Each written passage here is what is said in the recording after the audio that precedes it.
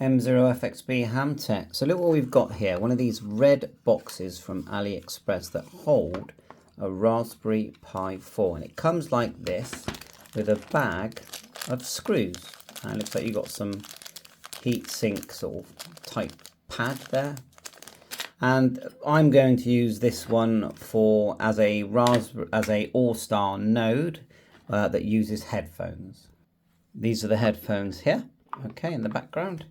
And this is the module you get, and you do need the model PA071A headphones to work as a node, because when you configure your node, which is basically just a Raspberry Pi 4 with an Allstar image, Allstar image will be on your SD card that I'll attach the video to create that image using the ham VoIP software, and you do need an Allstar number and a ham radio license. But look, that's a Raspberry Pi 4. It's going to go in there, and then at the end of it, you literally just plug in your USB here from the headphones. Like I said, model PA071, and it has to be that by MPAL. Otherwise they won't work because they have a CM108 sound card. You can buy the red case for about £15 delivered. Second-hand Raspberry Pi cost me £23. £5 for the SD card, so £40, and then £15 for the headphones, £65, and you've got a full Allstar system that will receive and transmit and have perfect audio. It's got my little headset, my little FT70 in the background. So let's just go through, because I have not taken this box apart. This has just come straight out of from the case, you know, the box, how it was delivered. So inside the little bag that you get, there are some 4 silver screws and 4 black screws. If you look at the side here, the screws for this side are missing, and this side. So we're going to take these screws off, and these screws off here, and then hopefully install this. And it looks like there's a fan in there as well. We'll have to work out how that's going to work as well. Lucky us, they give us a screwdriver. So when you take the screws out, we are listening some ham radio at the same time here. I like to listen radio while I'm tinkering and have a cup of tea or coffee. Right, yeah, I do leave the tea bag in because I like it strong. So I've noticed that when you take the screws out, the bumpers that come, you can see the bumpers there, do fall out. So just remember that. They will just fall out, and there's 4 of them. So the screws are out. I mean, I will say this is a really good quality case for the cost. That's a metal case, okay? That is a metal case. So yeah, it looks like, yeah, it's going to come apart like that. Even these red bits, they slide out, look. So just take a note of that. I don't know if you even need to take it off from both sides. The fan looks like it's right in the way there.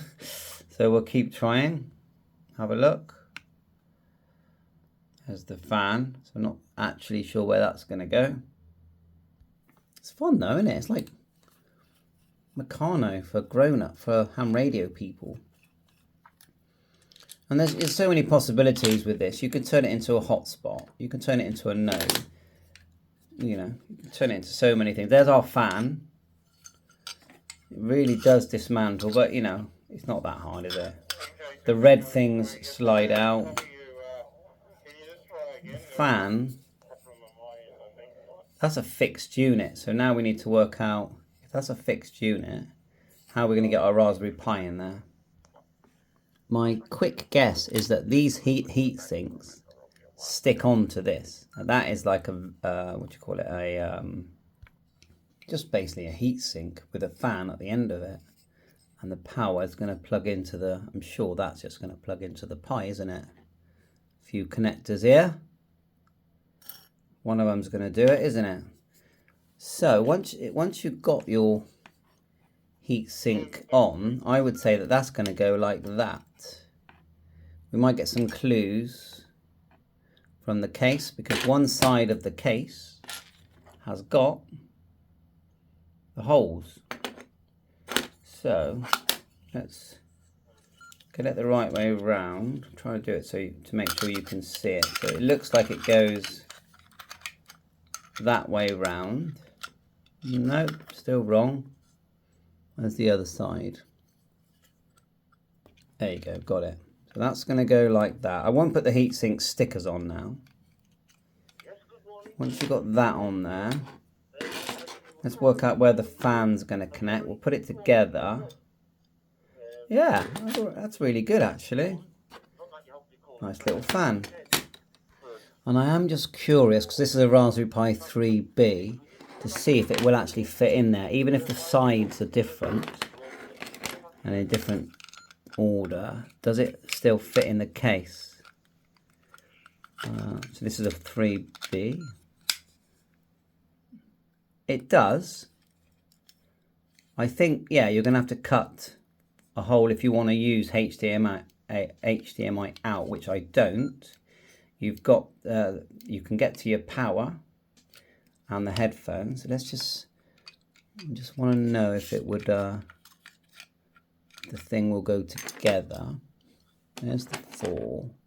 You can see the 4 has got 4 screws that screw it. That's what those 4 silver screws that came in the kit were for. These ones that hold it down. Let's just see if those 4 screws are the same on the Pi 3B.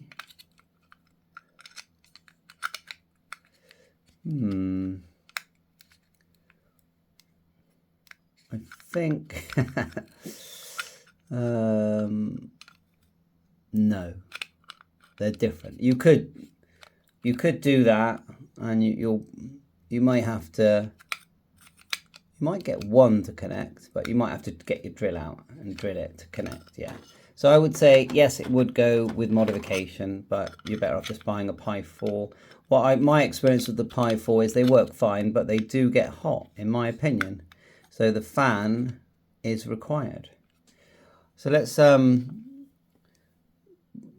screw it down, and then we'll have a quick look, see where the fan connects. Okay, well, I've just seen a diagram on the Pi Hut. There, look, and that's where the plus and minus is for the fan.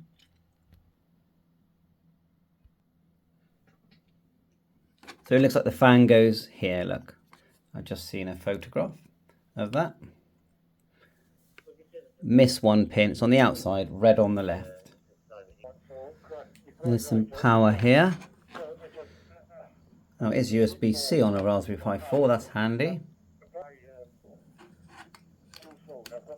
There you go. Fan is spinning. So okay, so we're all good with where the fan goes. Unplug that. Now, if you wanted to fit a hat on here, like a Raspberry Pi type hat, you would have to remove this section here, okay, this fan, and then decide what you're going to do with the fan. I notice there's a screw here in the middle, like so. Just using the same screw, and then I think it slides forward or back. There you go, forward, just slides off. You've still got your fan. You could probably mount it in the actual case, but of course you could mount it in the case, just without the heat sink. It might take a bit of modification, but I'm going to leave mine in because I'm using this as an Allstar node. It's not an Allstar node with a radio hat. I'm using the headset, but I got a feeling there actually is room in there to add a radio hat.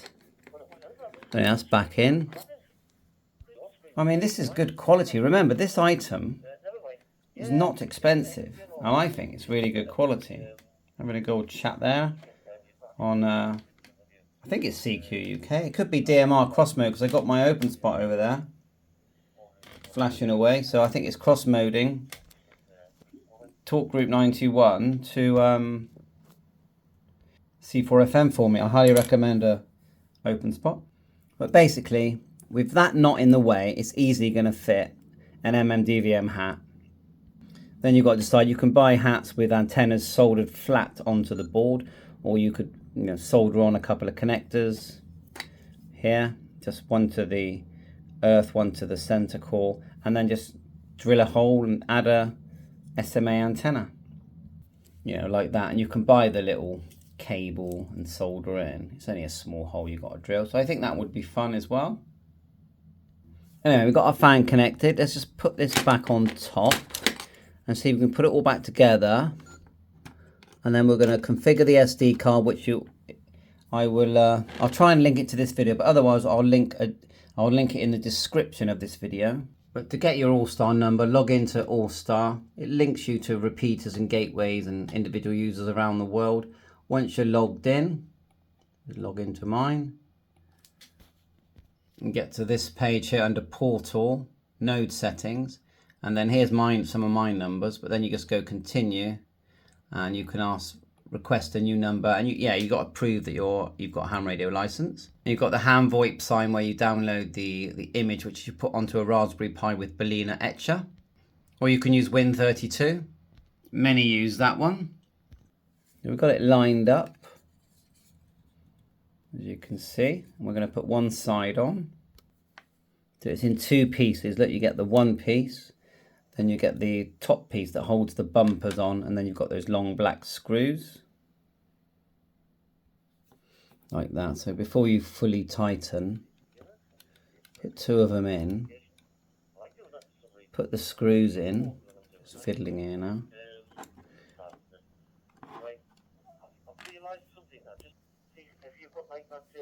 You do like to fiddle though. Like so. The screw does go through it to hold it in place. Proper tinkering this is. Come on. Right, I think I got one. We have confidence building now. There you are, and go around all the corners doing the same thing. Number 2.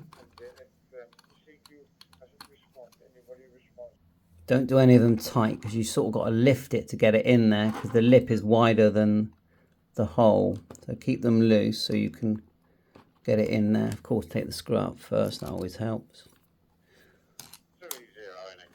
And disconnect any power. 20NXK, I know, I haven't spoke to him for a while. Very nice guy. Right. Okay, that's one side done.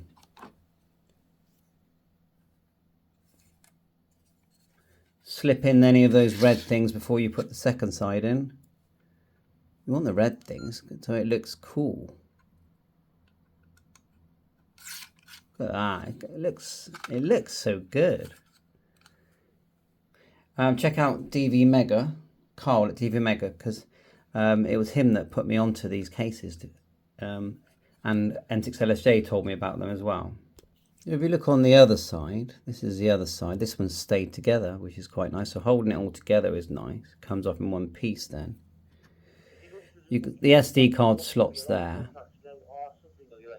I think you probably could screw that fan after removing the heatsink. Probably screw it to this. Then you've got the room inside to add other modules, whether it's Allstar or MMDVM. The main thing is we want to get to our SD card. And then the outside, let's make sure we know which is the outside. Because there is a difference. Yeah, the outside is there, look, is that way around. I'm pretty sure. No? It's that way around. It only goes on one way, look, and you can get your SD card in there. A little bit fiddly, tight fit, but... So we'll get our SD card in there and then we'll test it as a node. Couple of spare screws there, but yeah, let's get the SD card in, which is getting it the right way round. You can see the way round it is. Yeah, that went in fine. You know, you need some tweezers really to pull it out, I would say. Just to keep it completely portable, I've got you buy these about £15. They come with a torch, solar powered, but obviously there's a battery in there as well. And we'll plug it into the power. Most of us these days, you can see the LEDs there. Most of us these days have got a battery, a battery backup for our mobile phones. So this is the headset. You just plug it in to what's now the node. You PTT with the minus button, and then you just listen. You can set up your receive and transmit audio using putty. You can hear the fans spinning away there. So I'm using putty to log into the node now. So you log in with root and root to find your password using putty. You go to this menu, select 12 and then run, and you can actually set up your audio. And you'll see that the settings that you want are on J, USB invert, and on I, low. Just make sure you've got them. To change your audio, TX and receive, you either press number 2 or 3. So if I press 2 now, and go enter, it's showing, I'm not sure what it will show with the headphones things, but if I speak, if I press this one here and speak into the headset, it goes into TX. 1212. It's not going to show much because I'm talking away from the headset. But you can see it's all working. And then when you press 3 and enter, so the way you change this amount is you just press enter, but it's in the video I've linked. At the moment mine's set to 800 alert, and if you like 800 you just go right enter and it writes it. You have to probably go enter first, then right W enter, and it saves it. There, now we go. You have to enter twice, then right, okay, and that's all saved. If you enter 0, then you can go to the reboot and just run, and it will reboot it. It's all learning with Allstar. So what you'll hear now is my headset. As it boots, it will call out an IP number. You won't hear it, but we should be able to log into the Echo test server and hear it on my FT70.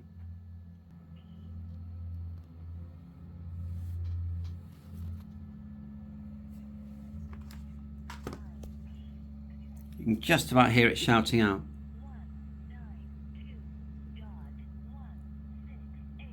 Just hear it faintly in the background.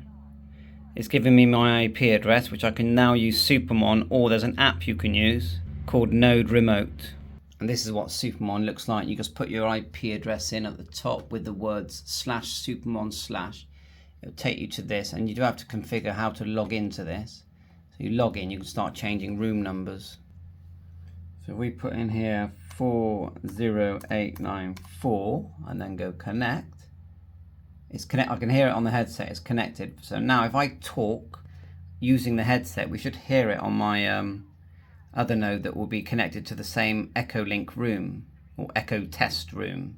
I use the HubNet micro node that you get from G7RPG, and this is his control panel. So I can just click audio test, so disconnect all, and then audio test. And now we're on the same room, 40894. You'll actually hear other people testing on the same one, and they use this room a lot. So, right, the headset's quite far from me. You do need to talk close to your headset to have good audio, but I'm just going to shout from a distance. So we'll just go, we're on the test server. M0FXB, test, test, test.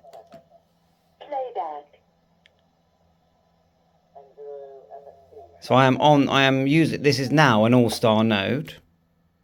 So I've got the headset on now. I'm going to now talk into the microphone so it's louder. We are allowed to do this on the test server. M0FXB, test, test, test. Playback. M0FXB, test, test, test. And I can tell you now on the headset that audio is perfect. So if I now connect to HubNet, I'll just use my... That's HubNet. You can hear it. I'll put it back to Steve. On Supermon, I'll disconnect from the test server, then connect to HubNet, which is 41522. We'll just go connect. And I'm now I'm now listening to everything that you can hear from the FT70, being an old timer. but I'm hearing it on my headset.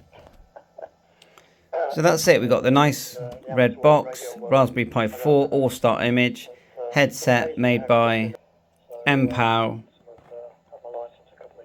Get the correct model number. Links for everything in the description. Thanks for watching my YouTube channel. Bye for now.